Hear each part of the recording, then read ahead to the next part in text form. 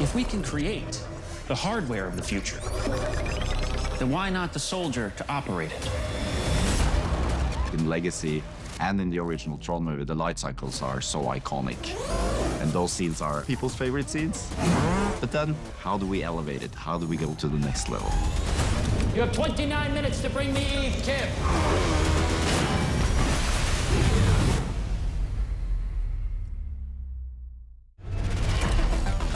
Stand by.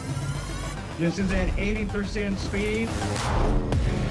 You can't make a Tron movie in the real world without having a light cycle chase in the real world. It has to feel grittier. It has to feel more real. We need to always be at the edge of what's possible. This scene is kind of like an homage to Return of the Jedi. 3, 2, 1, action. The speeder bikes through the forest in the redwoods. We even have sound effects from Jedi used in the movie in this scene. We had 6 weeks downtown. We closed down Vancouver. We shot light cycles through the streets. Target identified. We had Greta running until she couldn't run no more.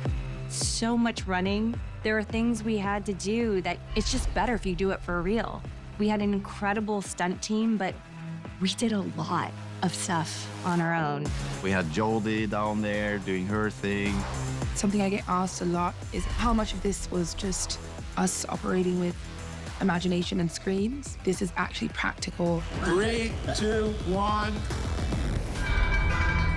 There's a lot of action sequences that takes place downtown.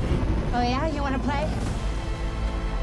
We had what we call proxy bikes, where we had like a dozen electric Harley-Davidsons that were all specially built to match the profile of the light cycle, and we used them as proxies.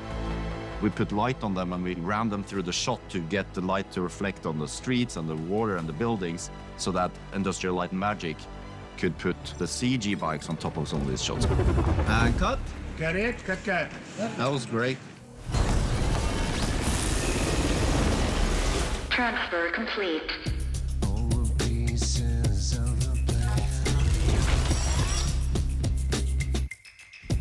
Bringing these assets into our world and seeing a light cycle racing down a mountain road or across a freeway, emitting a light trail behind it. That's something that we had never seen in Tron before. I really wanted to shoot it as much as possible reel for reel. These bikes are doing 150 miles an hour down the street, so in some cases that wasn't possible. You on the motorcycle! Pull over! It's shot in camera. You can feel it, especially in the light cycle sequence, and I'm really proud of that.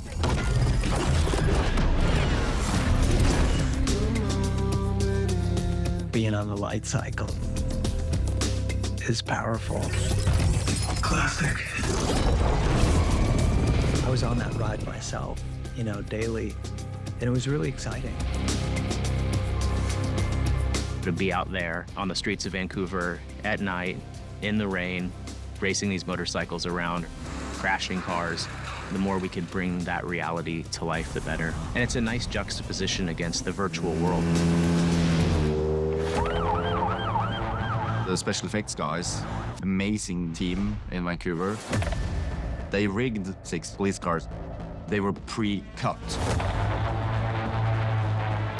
So they cut them in half and stitched them together, and it's being pulled by a truck on a 100-feet wire to get them up to speed. And then at a certain point, they have remote controlled charges that blow and split the car in half. So Yeah. we would split, we'd bring them apart, Yeah. and then we flip them onto their sides, Yeah. we drag them. Then the Industrial Light and Magic comes in and creates the light wall going through it. On a movie like Tron Ares, where you have a very healthy budget, we owe the audience to do this. We're rigging up like 6 cameras, so might as well just do it. I remember the 2 first takes. The car split, but then both sides went to the same side. These are the things that you can't control when it's all real. We had to go back, close down the bridge one more time, and the second unit got it right and got them to spread in the right direction. That's the dedication. When it comes to Tron, for a lot of compositors and artists at VFX companies like Industrial Light and Magic, they grew up with Tron as well. I think it's a huge inspiration for them, kind of like a holy grail in VFX. My team, when they see the art, they just like salivate at the ability to work with these vehicles and to bring them to life in this space. This particular light cycle, I started designing back in 2013. I always loved this design. The way that they work, the machinery of it, them coming out and pushing us forward was really, really cool. We have these two different riding positions. In the low position, the rider is integrated into the machine.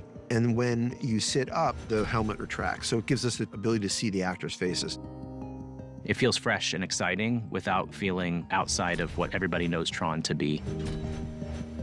I got to work with some of the best artists in the world, and you can feel it. They're the best visual effects house in the entire world. When people think of ILM, they think of quality and they think of a company that takes risks and breaks boundaries.